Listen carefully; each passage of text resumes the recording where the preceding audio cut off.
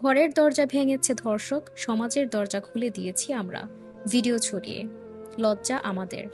সেই রাতে গ্রামে ছিল পূজার উচ্ছ্বাস, ঢোলের বাজনা, প্রদীপের আলো। আর ঠিক তখনই একটি দরজার ওপারে শুরু হয় এক নারীর জীবনের ভয়ঙ্করতম অধ্যায়। একজন নয়, অনেকের চোখে ধরা পড়েনি, কিন্তু সে ঘরের অন্ধকারে বাংলাদেশের মা জাতি আবার বিবস্ত্র হলো। সে ছিল পূর্ব পরিচিত, টাকার লেনদেনের সূত্র ধরে এসেছিল এক সময়। আর এবার ছুরি হাতে, শয়তানের মতো পিশাচ হয়ে একটা দরজা খুলতে অস্বীকার করেছিল এ নারী। কিন্তু সেখানেই থেমে থাকেনি ফজর আলী।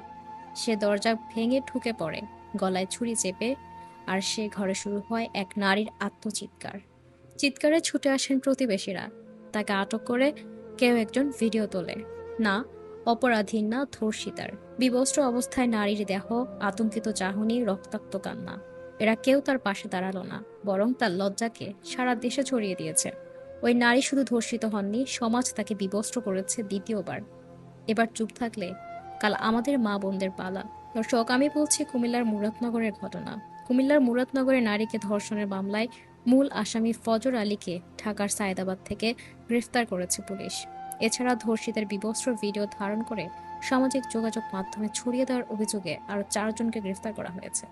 হোমনা থেকে মুরাদনগরে বাবার বাড়িতে বেড়াতে এলে পূর্ব পরিচিত ফজর আলী 26 জুন রাতে কৌশলে দরজা ভেঙে ওই নারীকে ধর্ষণ করে। ফজর আলী চলে যাওয়ার সময় নারীর চিৎকারে আশেপাশের লোকজন এসে তাকে আটক করে এবং মারধর করেন। এ সময় কয়েকজন ওই নারীর বিবস্ত্র ভিডিও ধারণ করেন।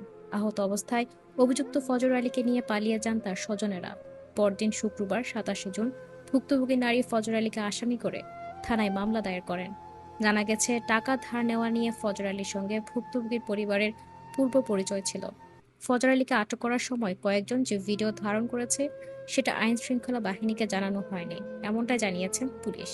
কারা গ্রেফতার হয়েছেন? ভিডিও ধারণকারী অনিক, সুমন, রমজান, বাবু এবং ধর্ষণ মামলার মূল আসামি ফজর আলী। এরা সবাই মুরাদনগরের পাঁচকিতে এলাকার বাসিন্দা। পুলিশ জানিয়েছে, কুমিল্লার মুরাদনগরে ঘরে ঢুকে গলায় ছুরি ধরে হিন্দু সম্প্রদায়ের এক নারীকে ধর্ষণের ঘটনায় ভিডিও ভাইরাল করা 3 জনকে গ্রেফতার করা হয়েছে।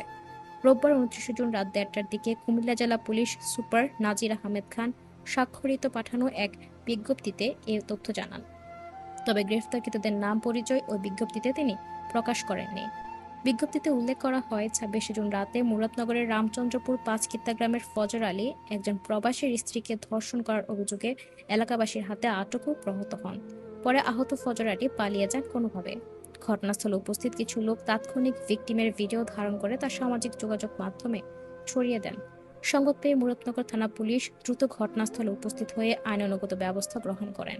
ভিকটিমের লিখিত এজাহারের ভিত্তিতে মুরাদনগর থানায় নারী ও শিশু নির্যাতন দমন আইনে মামলা রুজু করা হয়।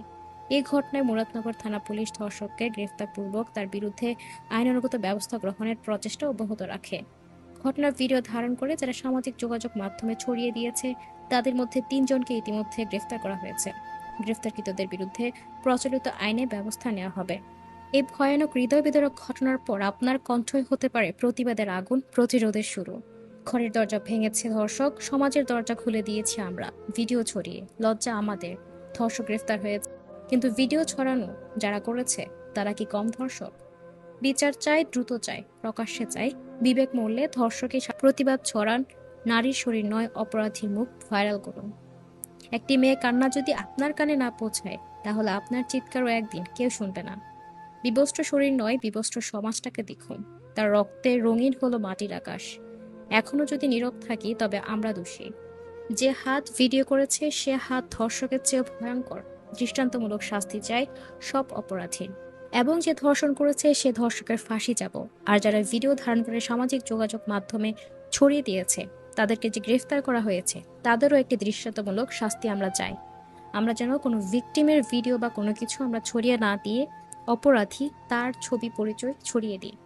দর্শক, আমার ভিডিওটি শেয়ার করে দিন যাতে মানুষ এর থেকে শিক্ষা নিতে পারে এবং বুঝতে পারে। আর আপডেট পেতে আমাদের ফেসবুক পেজটি ফলো করে সাথে থাকুন এবং কমেন্টে জানিয়ে দিন আপনি কতটা কঠোরভাবে এর শাস্তি চান। ধন্যবাদ।